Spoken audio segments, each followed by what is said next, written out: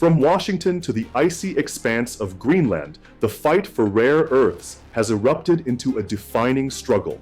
Canada has sealed a mining pact with Greenland, unlocking deposits vital for clean energy, defense systems, and the technologies of tomorrow. For Donald Trump, who once dreamed of controlling Greenland's resources to free America from China's grip, the move feels like betrayal.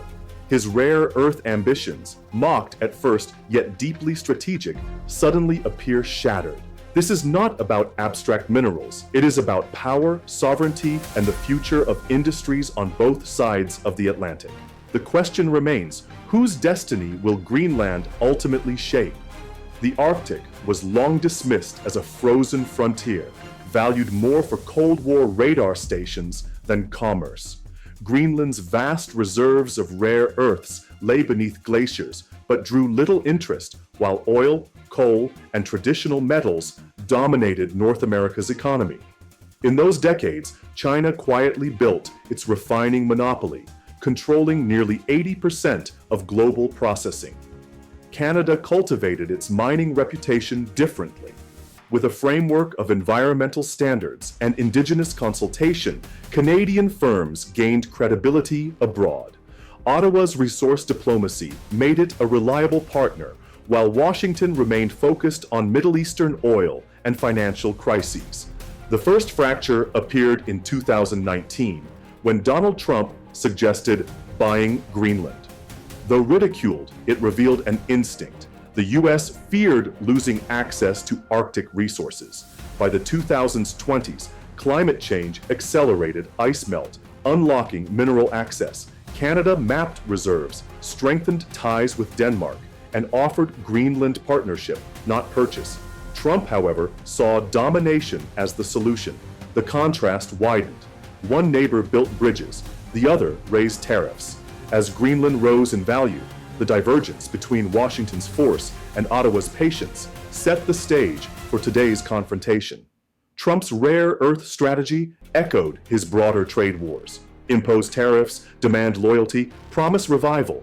He cast rare earths as the oil of the 21st century, crucial for F-35 jets, EV batteries, and smartphones.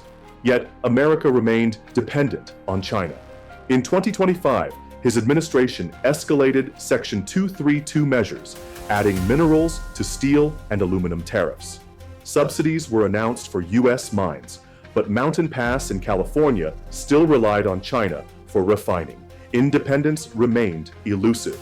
Greenland became Trump's obsession.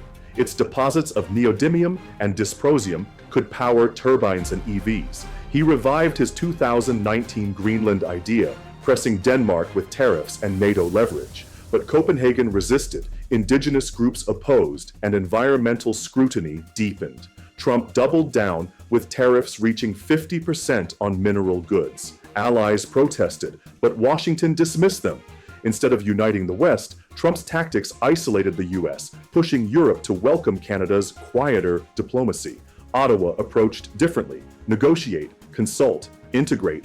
Canadian companies pledged EU-standard environmental practices and Indigenous involvement, offering Greenland partnership rather than dominance.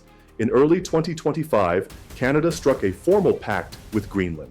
It granted Canadian firms long-term mining rights, with processing to occur in hydropowered facilities in Quebec and Ontario. Marketed as green rare earths, these supplies appealed to Europe's climate-conscious industries. Brussels quickly embraced Canada. Contracts secured stable flows of rare earths for European wind turbines and EV factories. Canada, once overshadowed, became central. Symbolically, the pact reshaped alliances. US think tanks warned Canada had outflanked Washington. Trump accused Ottawa of betrayal. Canada replied, America had chances, but chose confrontation. Greenland itself noted the difference. Canada respected sovereignty, while the US treated resources as conquest. Now the two neighbors are locked in stalemate. Washington clings to tariffs and rhetoric, but Greenland favors Ottawa. Europe signs contracts with Canada. America remains dependent on Chinese processing despite Trump's promises. Canada enjoys momentum but risks escalation. US tariffs already target 29.8 billion Canadian dollars in Canadian exports. Integrated supply chains across autos, aerospace, and agriculture face disruption. Greenland, meanwhile, benefits from investment but shoulders the burden of geopolitical rivalry. The fracture is clear.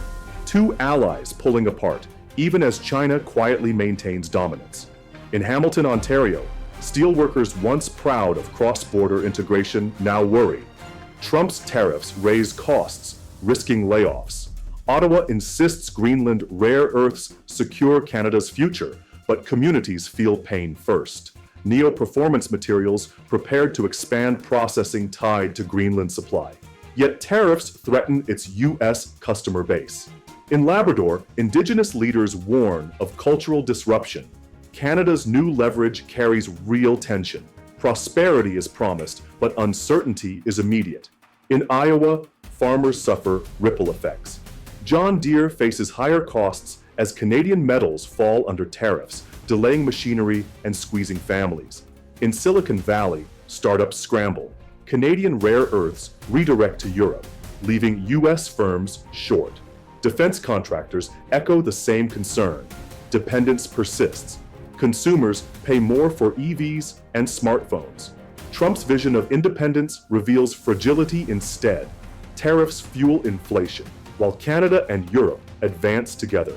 The Greenland Pact has transformed a remote island into a symbol of division. Canada, once the junior partner, now wields critical power. Trump, who promised dominance, faces isolation. Factories, farms, and tech labs across both nations bear costs, while China benefits quietly. The choice is stark: unity or fragmentation. In the race to shape the future, will North America triumph together, or will both stumble trying to go it alone? You are American or Canadian? Share your story and your perspective in the comments below.